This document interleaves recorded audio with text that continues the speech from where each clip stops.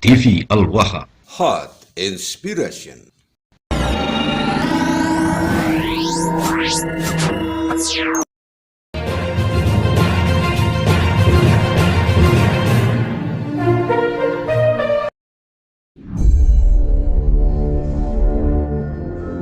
Bahalawi Umar bin Hafiz Yaman, ulama gagal yang tak pernah bisa padamkan konflik di negerinya, tapi tak tahu malu selalu rawa riwi ke Indonesia, sok mendakwahi umat Islam bangsa Nusantara yang masyarakatnya sudah damai menjalani kehidupan di atas dunia.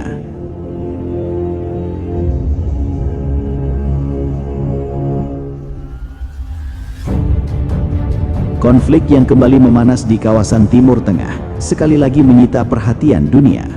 Kali ini ketegangan melibatkan tiga negara, Yaman, Uni Emirat Arab dan Saudi Arabia. Kawasan yang sejak lama menjadi epicentrum konflik geopolitik itu kembali menunjukkan betapa rapuhnya stabilitas ketika kepentingan politik, keamanan dan pengaruh regional saling bertabrakan. Dentuman senjata, serangan balasan serta perang pernyataan di ruang diplomasi menjadi penanda bahwa konflik ini bukan sekadar pertikaian lokal, melainkan bagian dari dinamika perebutan pengaruh dua negara dengan kekuatan ekonomi besar antara Uni Emirat Arab dan Saudi Arabia. Yaman, yang selama bertahun-tahun terjebak dalam krisis kemanusiaan berkepanjangan, kembali menjadi panggung utama. Keterlibatan Uni Emirat Arab dan Saudi Arabia, baik secara langsung maupun melalui dukungan terhadap kelompok-kelompok tertentu, membuat konflik ini semakin kompleks. Alih-alih mereda, eskalasi justru menunjukkan bahwa perdamaian masih menjadi mimpi di siang bolong bagi masyarakat Islam di kawasan Timur Tengah, khususnya di negeri kakek moyang kaum Habib yang katanya tanah penuh berkah, tanah yang katanya menjadi tempat tinggal ribuan wali, mulai dari wali tukang tambal ban hingga wali berjenggot merah yang selama ini gemar sekali warawiri ke Indonesia, sok mendakwahi umat Islam bangsa Nusantara, padahal negerinya sendiri amburadul, tidak pernah bisa mendamaikan umatnya yang ada di sana.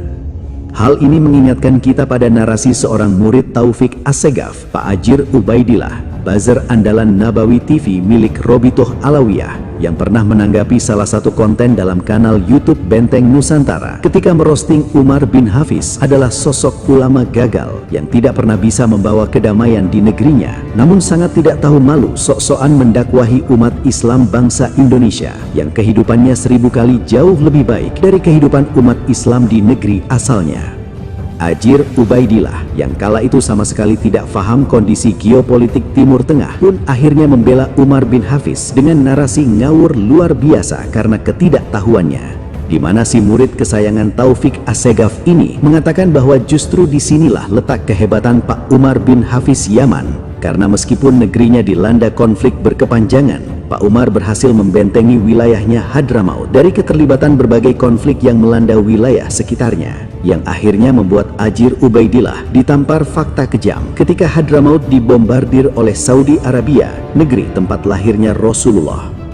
Justru kita tengah belajar dari ulama Hadramaut yang selama lebih dari 10 tahun peperangan proksi ini berlangsung. Beliau berhasil membentengi Hadramaut dari keterlibatan dalam peperangan ini. Dari Sayyidil Habib Umar bin Hafiz kita belajar, kita ini banyak belajar dari ulama yang justru bersebelahan dengan kawasan yang tengah menjadi pusat perang dan tidak pernah berhasil ditarik ke dalam peperangan dengan cara apapun.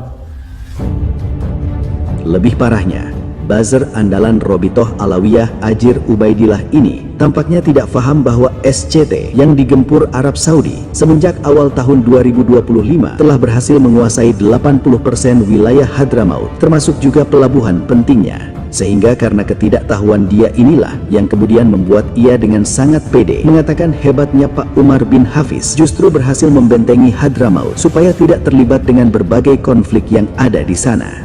Kejadian ini sebenarnya sudah cukup untuk membuka lebar-lebar mata umat Islam bangsa Indonesia bahwa status keulamaan Umar bin Hafiz yang kerap digembar-gemborkan kaum Habib sebagai ulama besar dunia sesungguhnya hanyalah sebuah branding belaka, karena pada faktanya ia sama sekali tidak dipandang oleh para penguasa di Timur Tengah, khususnya kerajaan Saudi Arabia.